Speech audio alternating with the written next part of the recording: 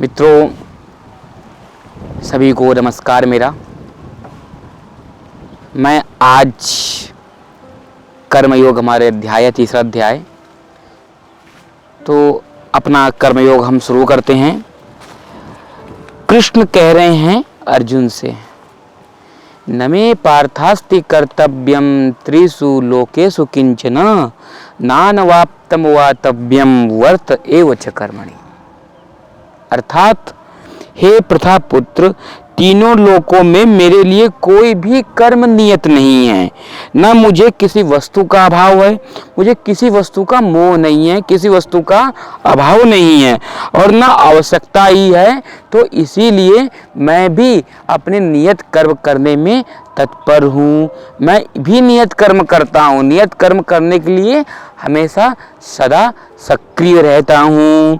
अगला कहते हैं, यदि हय्यम न वर्तेयम जातु कर्मण्यतंत्रितः मम वर्तमानु वर्तन्ते मनुष्य पार्थ सर्वसा।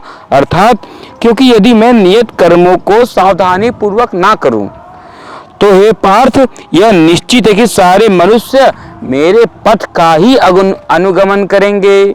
अगर मैं अपने नियत कर्मों को सावधानी पूर्वक नहीं करता हूं तो मेरे जो भक्तगण हैं, जो मेरे अनुज हैं, मेरे सारे मानव, मेरे सारे भक्त मेरा ही अनुसरण करेंगे। यह है। अगला कहते हैं, कृष्ण जी कह रहे हैं, उत्सीरे यूरी में लोकान कुर्या कर्म चेदहम संकरस्य च कर्तस्यामुपहन्यम प्रजा। अर्थात, यदि मैं नियत कर्म ना करूं तो ये सारे लोग नष्ट हो जाएं। ये कृष्ण कह रहे हैं अर्जुन से, पार्थ से कह रहे हैं, यदि मैं अपने नियत कर्मों को ना करूं तो सारे मनुष्य नष्ट हो जाएंगे। तब मैं अवांछित जन समुदाय को उत्पन्न करने का कारण बनूंगा और इस तरह संपूर्ण प्राणियों की शांति का विनाशक बनूंगा। उनको विनाश करने का कारण मैं बन जाऊंगा अगर मैं अपने नियत कर्मों को ना करूं तो कहते हैं, सक्ता कर्मण्य विद्वांसो यथा कुर्वन्ति भारत कुर्याद् विद्वान् तथा सक्ताश्चि कीर्षि लोक संग्रहम्। अर्थात, जिस प्रकार अज्ञानी जन की फल की आसक्ति से कार्य करते हैं, तो उसी तरह विद्वान जनों को चाहिए कि वे लोगों को उचित पद पर ले जाने के लिए अनासक्त रहकर हमेशा सदा कार्य करें। न बुद्धि वेदम जनयेद जानाम कर्म संज्ञाम जो सये सर्व कर्माणि विद्वान युक्ता समाचरन्। अर्थात, विद्वान व्यक्ति को चाहिए वह सकाम कर्मों को आसक्त अज्ञानी पुरुष को कर्म करने से रोके नहीं, ताकि उसके मन में किसी भी प्रकार उसका मन विचलित ना हो, अपितु भक्ति भाव से कर्म करते हुए उन्हें सभी प्रकार के कार्यों में लगा रहना चाहिए। ये कृष्ण कह रहे हैं पार्थ से, विद्वान व्यक्ति को ये चीजें आवश्यक रहती हैं। प्रकृते क्रियमाणानि गुणैः कर्माणि सर्वशः अहंकार विमूढ़ात्मा कर्ता हमीति मन्यते। अर्थात, जीवात्मा अहंकार के प्रभाव से मोहग्रस्त होकर, मोहित होकर अपने आप को समस्त कर्मों का कर्ता मान बैठता है। कौन मानता है? जीवात्मा, आत्मा। जबकि वास्तव में प्रकृति के तीनों गुणों द्वारा संपन्न किए जाते हैं, कर्ता मान बैठता है। लेकिन जबकि जो रियल है, वास्तविक में होता है कि प्रकृति के तीनों गुणों द्वारा संपन्न किए जाते हैं कार्य। तो तत्त्ववित्तु महाभावो गुणकर्मा विभागयो गुणा गुणेषु वर्तन्त इति मत्वा न सज्जते। हे महाभावो, भक्ति भाव में कर्म तथा सकाम कर्म के भेद को भली भांति जानते हुए जो परम सत्य को जान लेता है, जानने वाला है, वह कभी भी अपने आप को इंद्रियों में तथा इंद्रिय तृप्ति में उसका मन नहीं लगता। अपने आप को इंद्रिय तृप्ति में मोहित होने नहीं देता है, आकर्षित होने नहीं देता है। कौन? जो परम सुख को जान लेता है, वह कभी भी सांसारिक मोह माया में मोहग्रस्त नहीं होगा। प्रकृते गुण सम्मूढ़ा सज्जन्ते गुण कर्मसु तान कृष्ण विदो मन्नान कृष्ण भिन्न विचालयेत। अर्थात, माया के गुणों से मोहग्रस्त होने पर अज्ञानी पुरुष पूर्णतः भौतिक कार्यों को संलग्न रहकर उनमें आसक्त हो जाते हैं। जो अज्ञानी पुरुष हैं, जो नहीं जानते मोह माया क्या होती है, मोहग्रस्त होकर उसमें जुट जाते हैं मोह माया में। अज्ञानी पुरुष जो किसी बारे में नहीं जानते, जो अज्ञानी है, यदि भी उनके ये कार्य उनमें ज्ञान अभाव के कारण अधम होते हैं, किंतु ज्ञानी को चाहिए उन्हें विचलित ना हो, उन्हें कोई विचलित ना करे। तो अगला कहते हैं, कृष्ण कह रहे हैं, मयि सर्वाणि कर्माणि सन्निध्यात्म चेतसा निरासेर निर्ममो भूत्वा युद्धस्व विगत ज्वरः। अतः हे अर्जुन, अपने सारे कार्यों को मुझ में समर्पित करके, अपने सारे कार्य मुझ में समालीन करके, लिप्त करके, पूर्ण ज्ञान से युक्त होकर, जुड़कर, लाभ की आकांक्षा से रहित, लाभ को छोड़कर कि तुमको क्या लाभ होगा ये आकांक्षा, ये इच्छा ना रखकर, स्वामित्व की किसी दावे की बिना तथा आलस्य रहित होकर युद्ध करो। किसी भी मोह माया की, सब मोह माया को त्याग कर, आलस्य छोड़कर, अपने सारे कार्य मुझ में समाहित कर, मुझ में समायुक्त होकर आप युद्ध के लिए तैयार हो जाओ। अगला कहते हैं, कृष्ण कह रहे हैं, ये मे मतमिदं नित्यं मनुतिष्ठन्ति मानवा श्रद्धावंतो न सूयन्तो मुच्यन्ते तेऽपि कर्मभिः।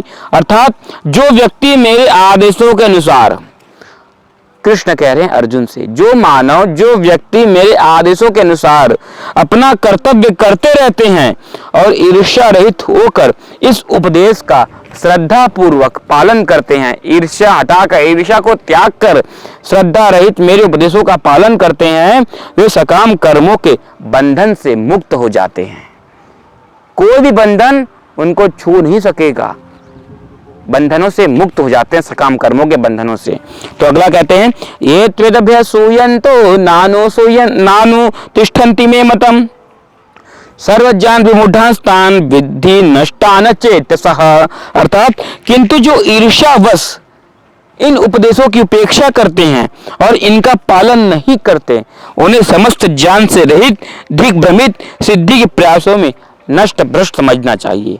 जो किसी भी बात का पालन नहीं करते, ईर्ष्या रहती है उनमें, सदैव ईर्ष्या रहती है, वो किसी भी कारण के लिए योग्य नहीं है। सदृशम चेष्टस्ते स्वस्या प्रकृति जानवानपि प्रकृतिम यान्ति भूतानि निग्रह किम करिष्यति। ज्ञानी पुरुष भी अपनी प्रकृति के अनुसार कार्य करता है। जो व्यक्ति जानता है, सब कुछ उसको पता है, ज्ञान है, तो वह व्यक्ति भी अपने ज्ञान के अनुसार, अपने प्रकृति के अनुसार कार्य करता है, क्योंकि सभी प्राणी तीनों गुणों से प्राप्त अपने प्रकृति का ही अनुसरण करते हैं। भला दमन से क्या हो सकता है, आप मुझे ये बताइए। इंद्रिय से इंद्रियार्थे रागदेशो व्यवस्थितौ तयोर्नावसमागच्छेतौ यस्य परिपन्थिनौ। प्रत्येक इंद्रिय तथा उसके विषय से संबंधित राग द्वेष को व्यवस्थित करने के नियम होते हैं। मनुष्य को ऐसे राग तथा द्वेष से वशीभूत नहीं होना चाहिए, क्योंकि ये आत्म साक्षात्कार के मार्ग में अवरोधक हैं, बाधा हैं, मार्ग में बाधा करती हैं। श्रेयान् स्वधर्मो निगुणः परधर्मा स्वनिष्ठितात् स्वधर्मे निधनम श्रेयः परधर्मो भयावह। अपने नियत कर्मों को दोषपूर्ण ढंग से संपन्न करना भी अन्य कर्मों में भली भांति करने से श्रेयस्कर है। जो तुम्हारा नियत कर्म है, जो तुम्हारा रेगुलर कर्म है, अगर उसको भली भांति संपन्न पूर्वक भी करते हो रोज, तो वह भी एक श्रेयस्कर माना गया है, श्रेयस्कर है। स्वी कर्मों को करते हुए मरना पराये कर्मों को प्रवृत्त होने की अपेक्षा श्रेष्ठतर है, क्योंकि अन्य किसी के मार्ग का अनुसरण भयावह होता है। कहते हैं अर्जुनवाच, अब यहाँ पे पार्थ बोल रहे हैं, अर्जुन, अथ केन प्रयुक्तोऽयं पापं चरति पुरुषः अनिच्छनापि वार्ष्णेय बलाद्यो नियोजिता। अर्जुन ने कहा, हे वृष्णिवंशीय, मनुष्य न चाहते हुए भी पाप कर्मों के लिए प्रेरित क्यों होता है? ऐसा लगता है कि उसे बलपूर्वक उनमें लगाया जा रहा हो, जबरदस्ती लगाया जा रहा हो। श्री भगवान वाच, उसी का उत्तर देते हुए कृष्ण कह रहे हैं, भगवान कृष्ण कहते हैं, काम एष क्रोध एष रजोगुण समुद्भवः महाशनो महं पाप्मा विद्धये नमी अवैरिणम। श्री भगवान ने कहा, हे अर्जुन, इसका कारण रजोगुण के संपर्क से उत्पन्न काम है, जो बाद में क्रोध का रूप धारण करता है और जो इस संसार का सर्वभक्षी पापी दुश्मन है, शत्रु है। धूमेन ब्रियते वह्निर् यथा दर्शो मलेन च यथोल्बेनावृतो गर्भस् तथा तेनेदमावृतम्। अर्थात जिस प्रकार अग्नि धुएं से, दर्पण शीशा धूल से अथवा भ्रूण गर्भाशय से आवृत रहता है, उसी प्रकार जीवात्मा इस काम की विभिन्न मात्राओं से आवृत रहता है। जिस प्रकार अग्नि धुएं मेल होते हैं, जहां अग्नि वहां धुआं भी है, जहां शीशा है वहां गंदगी वहां धूल भी है, अथवा भ्रूण गर्भाशय से आवृत रहता है, उसी प्रकार जहां जीवात्मा है वहां काम है, विभिन्न मात्राओं से काम भी आवृत रहता है। आवृतम जानमेतेन जानिनो नित्य वैरिणा काम रूपेण कौन्तेय दुष्पुरेणानलेन च। अर्थात इस प्रकार जान में जीवात्मा की शुद्ध चेतना उसके काम रूपी नित्य शत्रु है, ढकी रहती है, जो कभी तुष्ट नहीं होता, वह अग्नि के समान प्रज्वलित होता है।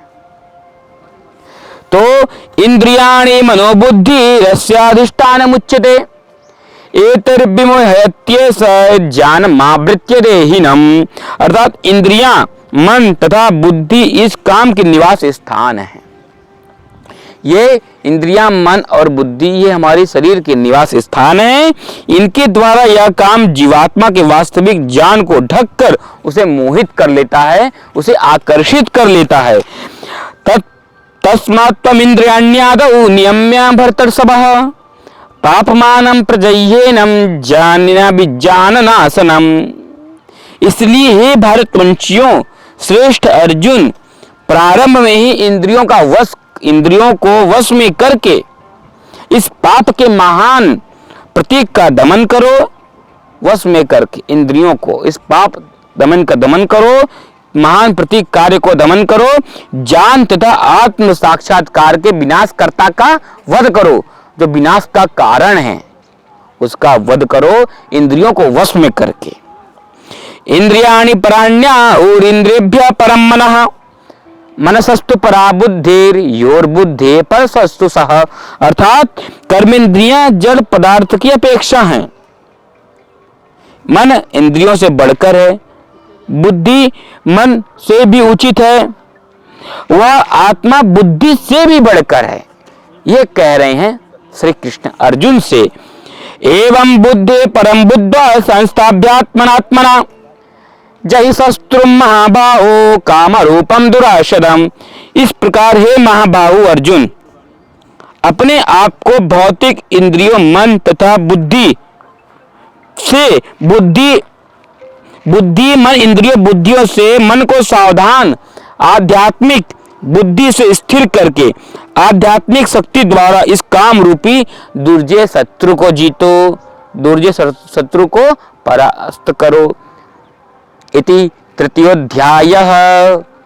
तो इस प्रकार कर्मयोग तीसरा अध्याय समाप्त होता है।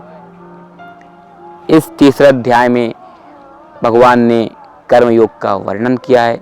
मुझे पूरी उम्मीद है आप लोग इस तृतीय अध्याय को जरूर सुनेंगे। धन्यवाद।